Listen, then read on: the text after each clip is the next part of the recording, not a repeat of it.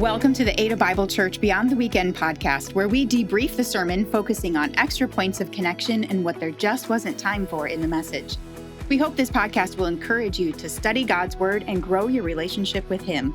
You'll appreciate the conversation most if you've already heard the weekend sermon, and you can find that link in the show notes. Thanks for joining us for today's episode of Beyond the Weekend podcast.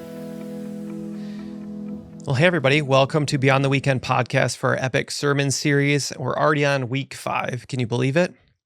Well, I'm your solo host this week, Stephen Lewis, Director of Spiritual Formation here. And joining me is Pastor Brad Holmes. Hey. This week is going to be a little different. Amelia is out of town, and we had a backup co-host, Rachel Norton, our Women's Ministry Director, but she is not feeling well. And so it's Brad and I are going to have a conversation today about Moses and the life of Moses and the fact that basically Moses' life takes up the whole book of Exodus. Uh-huh. And we were only able to cover like 2 episodes from his life. Yeah. Just dudes today. This is, it's going to be less funny. It's going to be less insightful. I think this is still going to be good podcast, and you should still listen to it. But it's not the way we planned voices today. Yeah, it's not the way we planned it, but here we are. Yeah. I do have some notes from Rachel in our document, so I will try to summon up my best Rachel Norton, which means there'll be some alliteration dropped in throughout and things like that as well. Awesome. But yeah, let's jump into the conversation. And one of the things we love to do on this podcast is talk about a little bit of behind the scenes and what didn't make it into the sermon. So, Yeah. So, Moses' story is so huge. Yeah. It's so vast. There's so much to it. In the sermon this week, I breezed through the plagues. Mm-hmm. I briefly touched on 2 of them. And then we didn't even touch on the whole 40 years in the desert. Right. I said, and then we fast forward 40 years and we get to this point. There's so much there that we didn't even get to talk to you. And we took 2 weeks to talk about Moses. Yeah. He's the only person we're talking about twice. Right. Too, right? In this whole series. Yep. So, this sermon, though, was originally slated for Pastor Aaron, and with the passing of his dad, you jumped in and grabbed 2 sermons. Yeah. Yeah. You want to talk us through a little bit? What's that like? And we had on the docket these 2 sermons that were going to be about Moses, and we kind of Aaron had a handful of notes already put together. Mm-hmm. He preps months in advance to kind of get a little bit of an outline and some notes together, and so he shared with me what he had in mind and kind of the direction that he was going, and I wanted to honor that. So he had even some like key thoughts and key points that he wanted to really hit home. And so I hope I did my best to kind of honor the direction that he was going. And then we did just kind of a unique thing that we haven't done before. And we pulled together a group of people and kind of went through, here's a whole stack of books and commentaries, and let's dig in a little bit and then pull together an outline. But rather than either just Aaron doing it or Jeff doing it or me doing it, have a group of people on the front end, which is usually kind of a solo project. Mm-hmm. And then I bring, or Aaron brings the content to a group of people on Tuesday for the BTW. But this we were able to do kind of a week ahead of time. And then I was able to take that content and bring it to the BTW. I thought it was super helpful, and it was fun. And I don't know, I really enjoyed having other people's kind of heads together, pulling together that content a little earlier. Yeah, I'm trying to remember. That was like 2 weeks ago. Yep. And you were there. Amelia was there. Uh-huh. I think Joe Hayes, our weekend experience director, and then Luke Koskinen, our student Luke ministry. Yep. And then I had the privilege of being in that room too. That was an interesting experience. We'd never done it before. Yeah. Whiteboarded just a whole bunch of ideas and thoughts and direction that we could go. Even some ideas about illustrations and hey, maybe something like, what if we were to talk about like weird laws that people that are around in the United States, and that was kind of birthed out of that conversation. Yeah, I remember, in my 16-year-old daughter would be really proud of me because I was writing on the whiteboard and I actually color coded things. Yes, which nice. For me is like, I think a real influence of my daughter on my life. Yeah, so, yeah. Yeah, speaking of weird laws, I'm curious, when you were growing up or wherever, life took you, where are some of the weird rules you bumped into in life? Yeah. That's a good question. Okay, so I went to Moody Bible Institute, Mhm. and a little bit of my story. I started out at Oakland University, which is a secular university over by Detroit, Rochester Hills, and I went there because I wanted to swim, but I didn't really know what I wanted to do major wise, life wise. And it was there that I connected with a church plant, and I got really invested and excited about ministry. I'd never thought like, oh, you can go to school and do this like as a job. No one had ever told me that. I'd never thought of that before. And so from there, transferred to Moody Bible Institute. So going from Oakland, no rules, nothing, to Moody, where there were all kinds of rules. Like I had to dress up to go to class. Like that was a rule. Like you had to wear. What does dressing up mean? I think you couldn't wear shorts. Okay. So even if it was warm, you couldn't wear shorts. It's downtown Chicago, so most of the year that didn't matter because it was cold.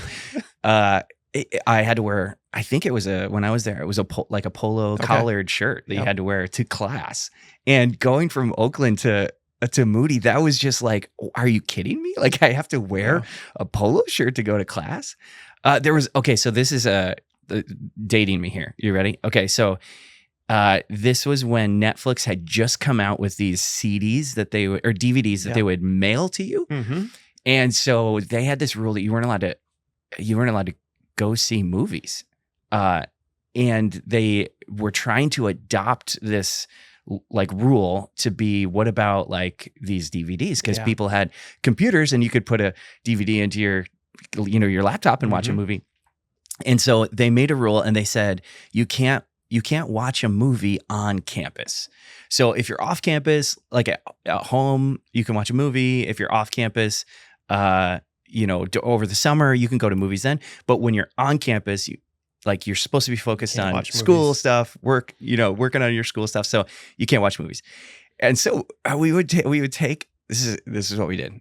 I don't know if this is good or not. We'd take our laptop, we would take one of those DVDs that we would get in the mail, and we would literally sit on the curb across the street. So you were very legalistic about it. We didn't want to watch it in our dorm room because that would be breaking a rule. But we would watch it across campus. I think Jesus, if he were here, might talk to you about how laws are not to be followed this in the outward appearance of the law, but also the heart of the law. I think you're right. But, that I had a very similar rule growing up. We weren't allowed to watch movies. Yeah. I think there was an association of movie theaters with not following Jesus. Yeah. In previous generations, and that kind of carried over into what you were experiencing at Moody and I experienced growing up. Well, I mean, even today, I worked with young adults for a long time. There are movies, TV shows you shouldn't be watching. Yes, for sure. Yeah. Any other? I also couldn't play with cards for a while growing up. I think there was an association with cards with, I don't know if it was gambling or the satanic, but we could play Rook because those were the Christian version of cards. Didn't have the face cards. But we couldn't have the face cards. Yeah. And that somehow, when the euchre movement came into our lives, that kind of went away in middle school, high school. But growing up, we didn't have cards around it. And I think some of it was my parents' attempt to honor my grandparents. Okay. Yeah. And so I don't even know that my parents felt that strongly about it, but they were also trying to honor their parents and some of the ways in which they grew up. But it's interesting, and it really does tie into, we just talked about Jesus and the heart, but this idea of relationship before rules. Yep. And how, I think about even then, my parents were trying to honor a relationship through that rule. And I think as I get some distance from those rules, I honor the relationship with my parents and what they were trying to do there. Yeah. But, I loved how you brought that out in the story. Like you have this God who rescues them from Egypt. And even that's the beginning of the 10 Commandments, right? I'm the Lord your God who brought you out of the land of Egypt. You shall have no other gods before me. Yeah.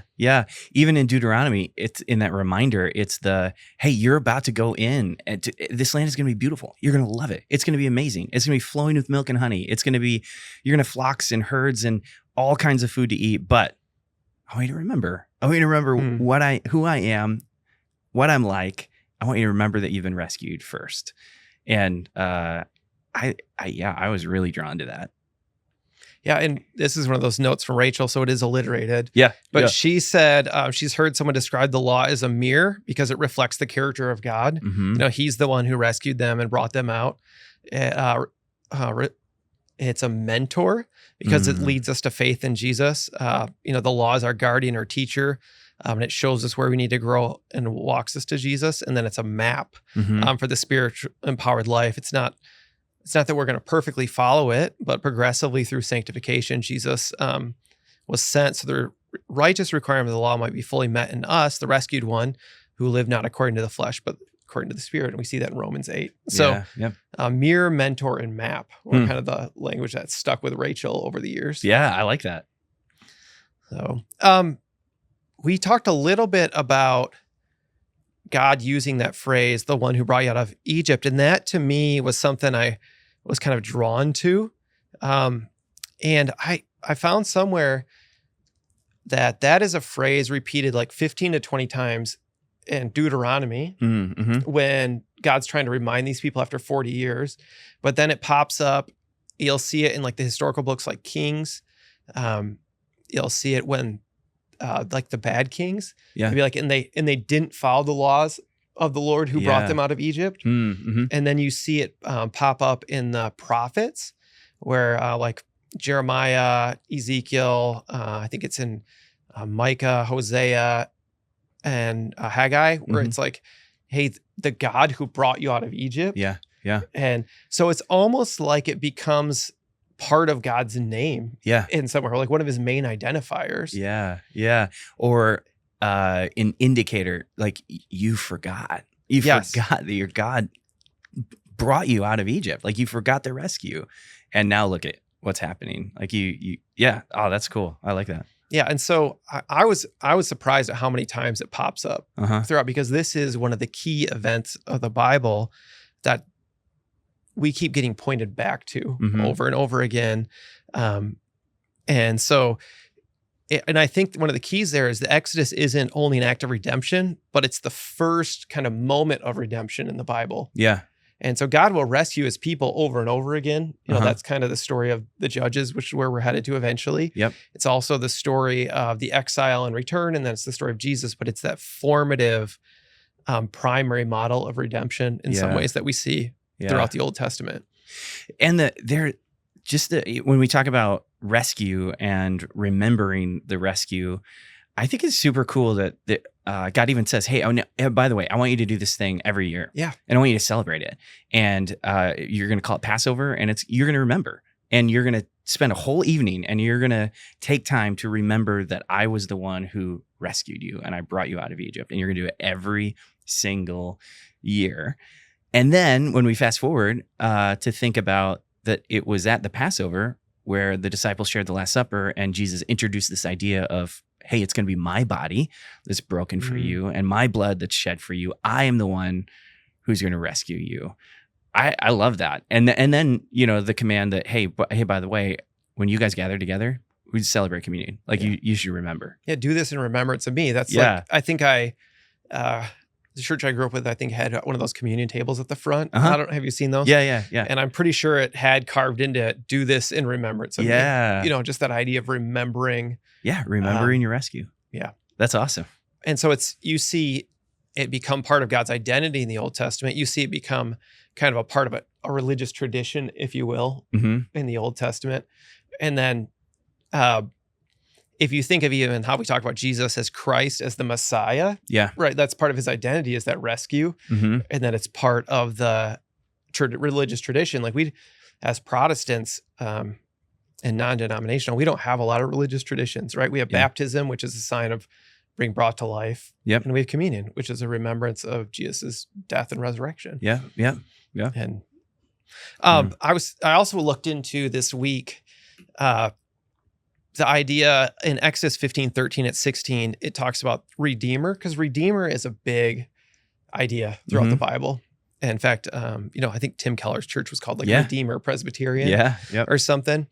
And Hebrew speakers are going to probably email in and tell us this isn't the right pronunciation, but the verb there is ga'al. It's probably more guttural than that, and I probably can't even do it. Use a little more throat.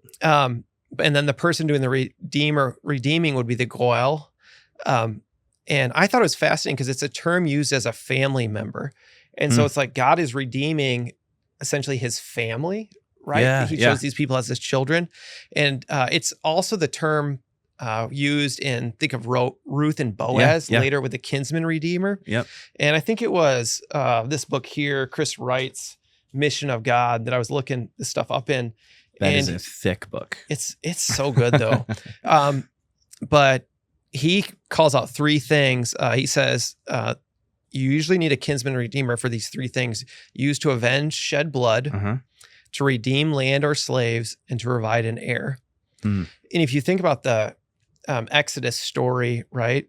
God, we talked about last time on the podcast, God sees them, he hears them, and he comes down. Yep. Right? Because the violence perpetuated against them, even the genocide of the first of the boys. Yeah. So it's avenging shed blood. It's redeeming them out of slavery. But then even if you think about the land, like God is also going to be redeeming the land. We're going into Joshua this weekend. And then providing an heir, it's through the people of Israel that Jesus comes to. See if all three of these elements of kinsman redeemer that you could see that's awesome. Are all wrapped up into what God is doing in the Exodus. Yeah. Oh, that's so cool. That's so cool. I think in Ruth and Boaz, I think you only see the two, probably the redeeming land and the providing an heir. But in this kind of picture of redemption, the primary picture of redemption in the Old Testament, you see all three of them. That's awesome. And so Wright would say it's about family relationship, it's about powerful intervention, it's about effective restoration. And so if you fast forward that to the New Testament, right? You think about family relationship, we have been adopted into God's family. Intervention on our behalf. God has intervened to free us from slavery, and then effective restoration, restored back to the way we're supposed to be eventually through the resurrection. And I just think it's such a rich, these are the types of things that make me excited when you study the Bible and you see how, like, in the epic of the Bible, like all these pieces fit together and work toward things. That's so cool. I love that. Yeah. Well, hey, talk to me a little bit about the plagues. You know, we kind of skipped the plagues. I am drawn into the idea that, okay, these are really happened. And I use that imagery of like, okay, so just think about it. If you're a teenager and you were there and you saw all of these things happen, I don't even know what you would be thinking in that moment as you're seeing these amazing things happen. And as we read through the plagues, I think there's a little bit of debate on the first three plagues about whether or not they impacted the Israelites as well as the Egyptians, because I don't think it clearly specifies. Some commentaries I read said, no, because after the third one, it's clear that none of those impacted the Israelites. So some of them would infer that and say, well, then the first three didn't either. But I think it's amazing that I use the imagery of the flies. Like, you could be sitting there and just looking over. It says that the Israelites, they were the slaves, and I think they were camped out in a place called Goshen, which isn't far from Egypt, but there would be flies all over Egypt, but not a single fly in Goshen. Like, that would be mind-blowing. But then the sun setting and rising over Goshen, but not over Egypt.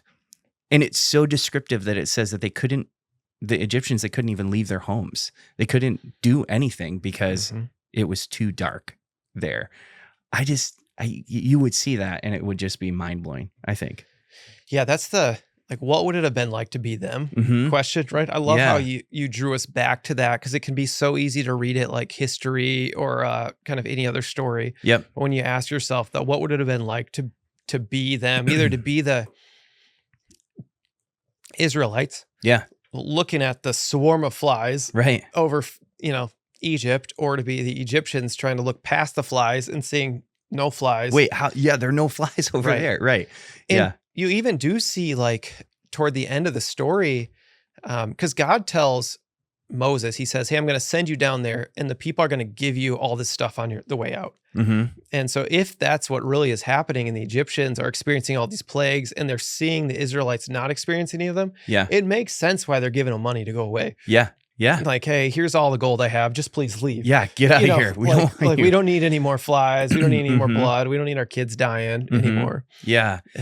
And so back when God meets Moses at the burning bush, he tells him, hey, you're going to go in, and the Pharaoh's going to say no. Yeah. He's going to say no a lot. And so it's no surprise when Pharaoh says no to Moses. Moses must just be standing there saying, yeah, I knew you were going to say no because God already told me that you were going to say no. So here's what's going to happen. And all of these different plagues happen.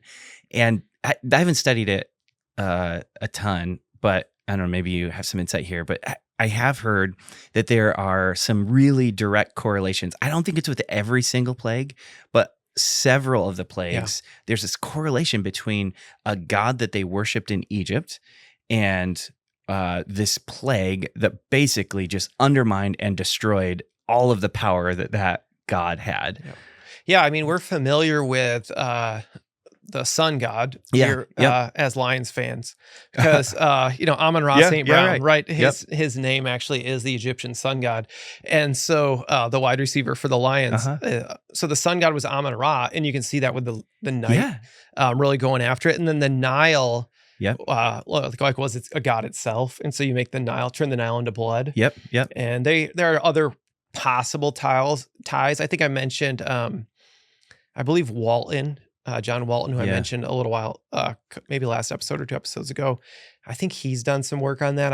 I wasn't able to get back into that this week. But they're definitely this idea that, and you see it with the sorcerers, right? Back and forth in the plagues. So like sometimes Moses will do something. I think he throws a staff on the ground and it turns into a snake. Well, somehow the sorcerers of Pharaoh's were able to kind of recreate that or something. And Moses's snake, I think like eats the other snakes or something like that. And so you do see there's a supernatural battle going on here. As well. And that's something that carries over to the New Testament. Where the, in some of those epistles we read that we're not fighting just a battle against flesh and blood, but against principalities and powers. And as Americans, we typically kind of like, I don't know what to do with that.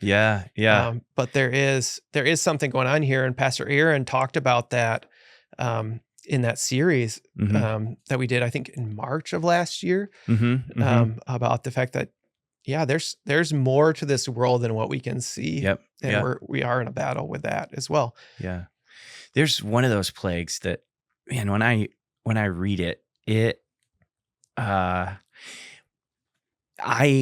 resonate so much with Pharaoh.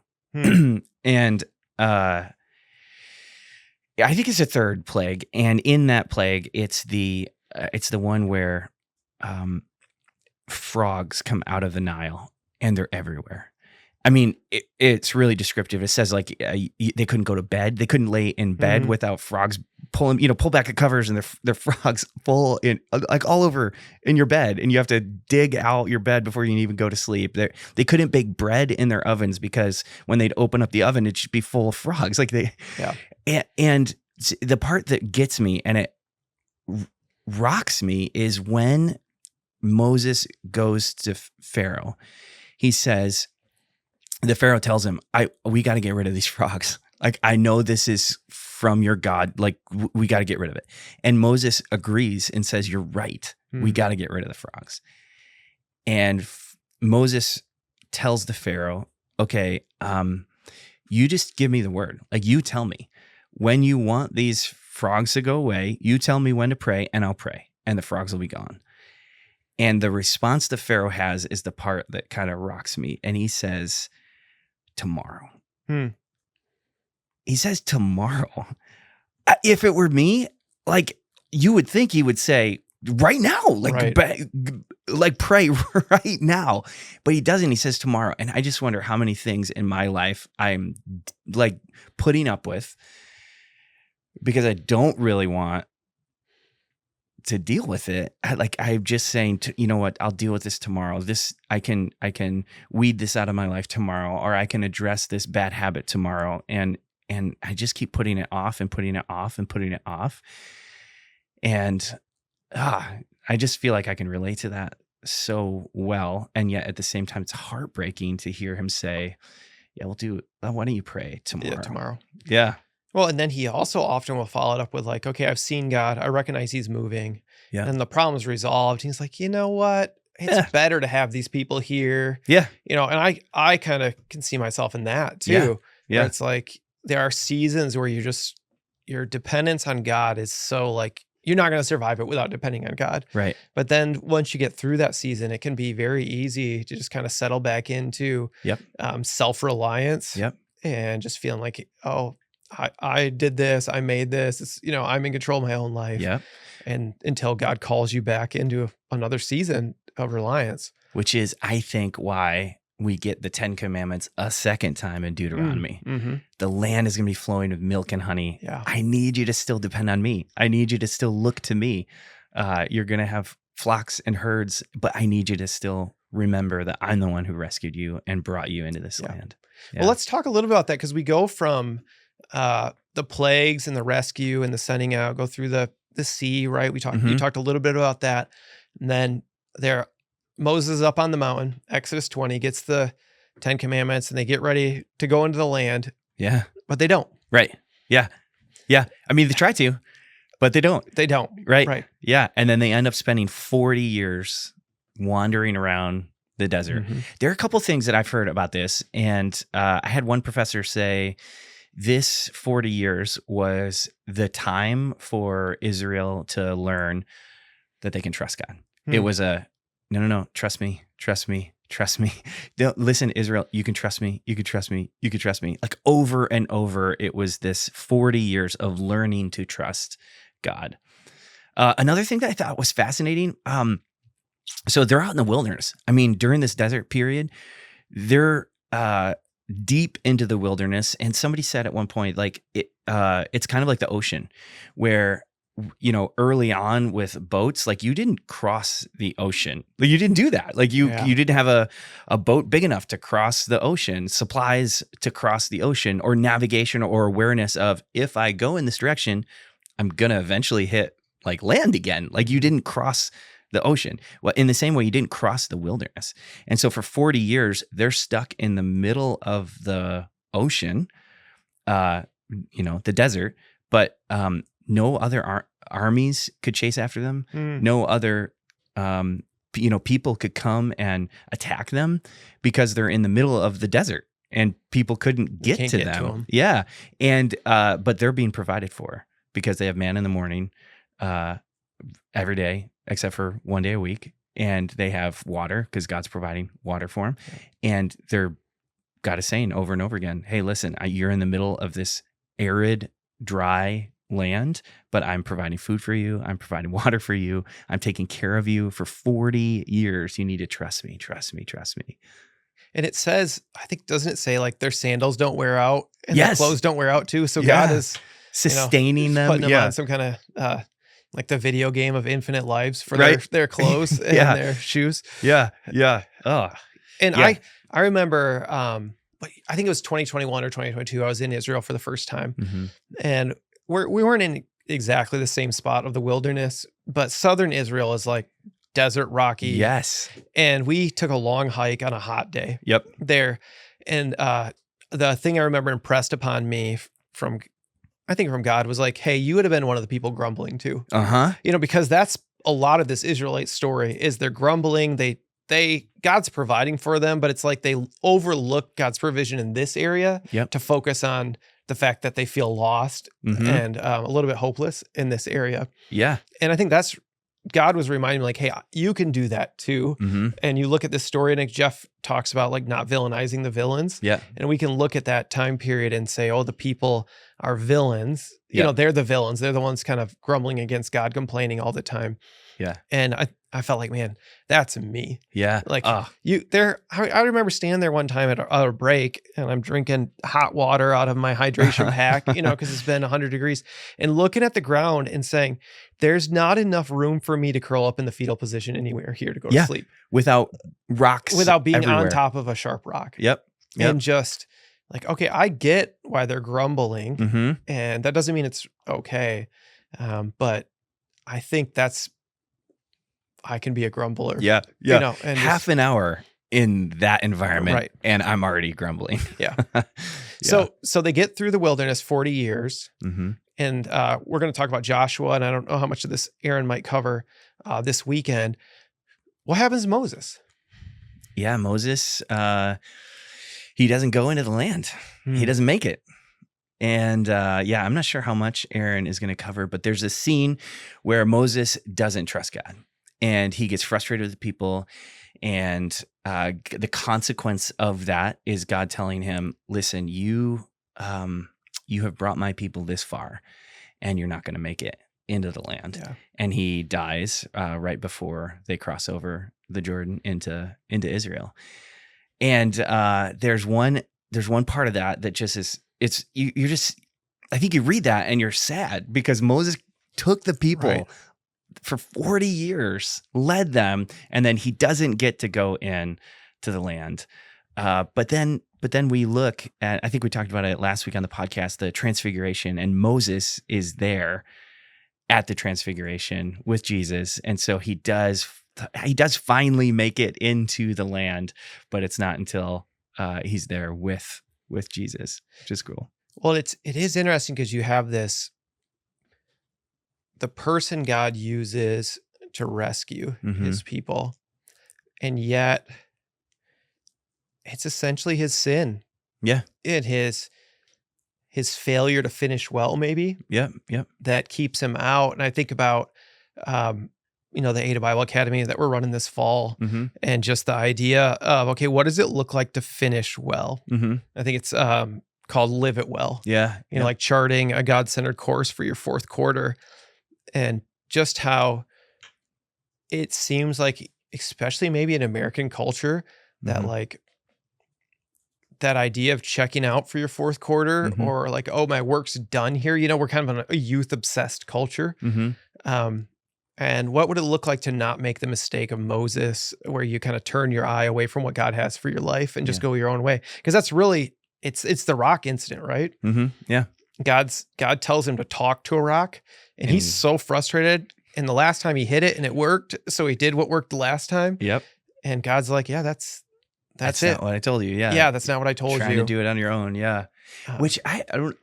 The symbolism or the symmetry there between Jesus spending 40 days in the desert and Moses spending 40 years in the desert, and then Jesus,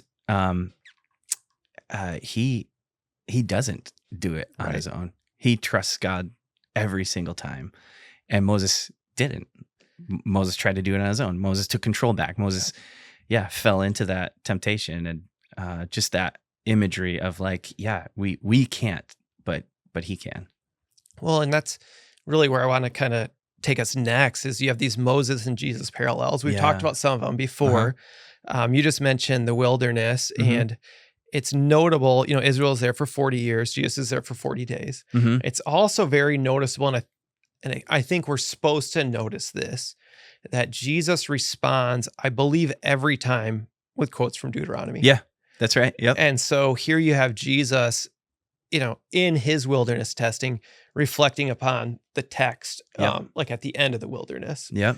And we talked, I think, last time about the birth, how both Moses and Jesus escape kind of a genocide, and they both have ties to Egypt. And then we've mentioned this a little bit, but just the law parallels, where Moses is considered the lawgiver. And then you have this Sermon on the Mount where Jesus is like, you have heard it said, but I say to you. Yeah. And that he's the fulfillment of the law. Yep. And of course, you have the transfiguration there as well. You mentioned the Passover and the Last Supper. Yep. And just the way those two things go together. And then I think Paul explicitly calls Jesus the Passover lamb. Yeah. In 1 Corinthians. And we talked about the I am statements last time, I think, as well. Yep. And then there's some fun things about Jesus being the bread of life, and that contrasts or compares really well to manna and then Jesus is the living water, Yep. versus the water from a rock. Yeah. I'm trying to think of what else there might be. Of course, you have the new covenant versus the covenant of the law. You have kind of the Red Sea crossing where God works miraculously with water there. Yep. And then you have Jesus he's like, I don't need to part the waters. I can just walk across it. Yeah. Awesome. And it says the disciples are freaked out by that. Yeah. Because they know that's not normal, right? I think it's funny when like you see the humanity of some characters. Because you think about if someone you knew just started walking across the water, you would be terrified. Yeah. What in the world is going on there? Which is crazy. And then Peter's like, I want to try. Yeah. That would not be my response. Let me give it a run here.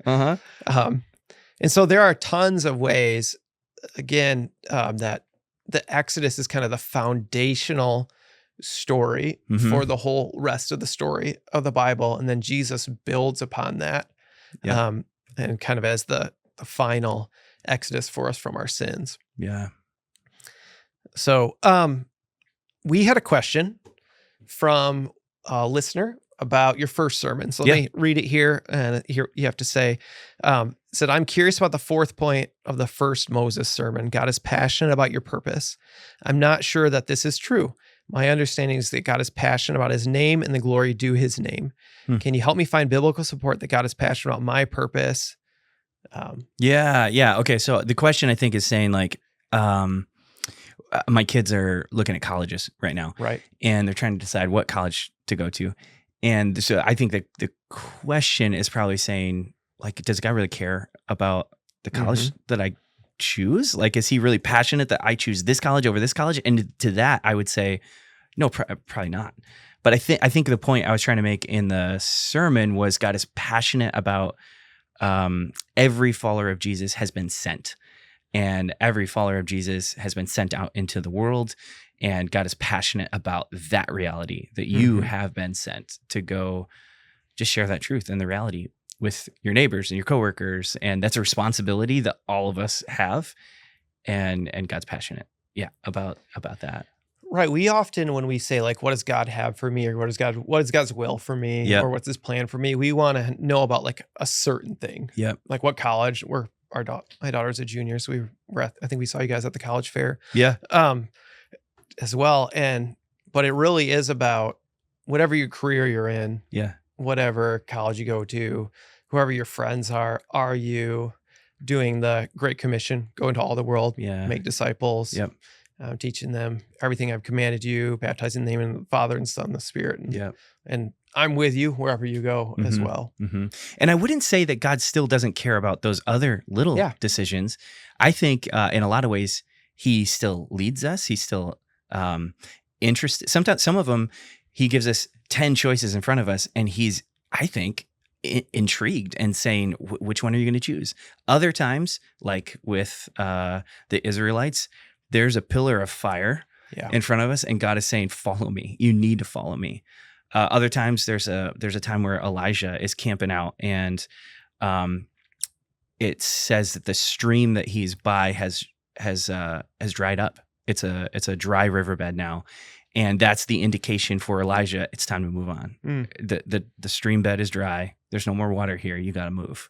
And I think there are other times where God is just, God is leading us, and God cares about the direction that we're going. But to be passionate about a purpose, I think, is the idea that wherever we go, we just recognize that we've been sent, and he cares about us, and he cares about the people around us, and has put us in that position so that we can be ambassadors. Yeah, we never have to say like, oh, I wonder what God has for my life. We can be like, oh, what does God have for me? Like what job does he have for me right now? That's a question. Like, what does God have for my life? Yeah. Well, it's clear in the New Testament, it's to develop the character of Jesus and just spread the good news of Jesus with those around you. You know, that's what life is about. That's what we're called to do in this season. So really good stuff. I think as we wind down, just one other thing I wanted to mention was you kind of summarized the Big Ten. And it starts with, I'm Lord your God who brought you out of Egypt. I shall have no other gods. Yeah. But then one of the commandments is just that, like, hey, don't sleep with anybody other than your wife or your husband. And I think the first one and that one are really connected. And that's a little bit about what we're going to talk about in our Made for More, Understanding God's Design for Sexuality, is how our sexuality is really tied to God as the rescuing and redeeming God in the covenant. And so as we jump into that, both of these things, the live it well, really tied to like finishing well and the Moses story. And then the Made for More is really tied to like, okay, what is God after with our sexuality? And I think those commandments, we didn't even get into this much, but those commandments are really just like headings for the way God wants us to live. You talked about that, headings, but there's just the implications of them continue. We see it through the rest of the law, and we see it through the way Jesus talks about them as well. And so we're excited to be able to offer those two Ada Bible Academies. I'm sure we'll have the links to those in the show notes. Yeah, that's awesome. I've had a chance to peek into the first session, and it's awesome. Yeah, I think it's really great content. So, yeah. Well, hey, thanks for joining us for this a little bit different podcast. Just Brad and I hanging out, talking about the sermon. Hopefully you've enjoyed it and found it helpful. And our just prayer for you is that as you think about how you want to live your life, that you would understand that it all is tied to the rescue and that everything we do flows out of a heart of gratitude to our rescuing God. So thanks for joining us. Thank you for joining us for this episode of the Ada Bible Church Beyond the Weekend podcast. We pray this conversation was helpful and encourages you throughout the week as you seek God's help to grow in His Word. You can find all resources mentioned in this episode in the show notes, including a link to this week's sermon and the current sermon series. We hope you'll join us next time for the Beyond the Weekend podcast.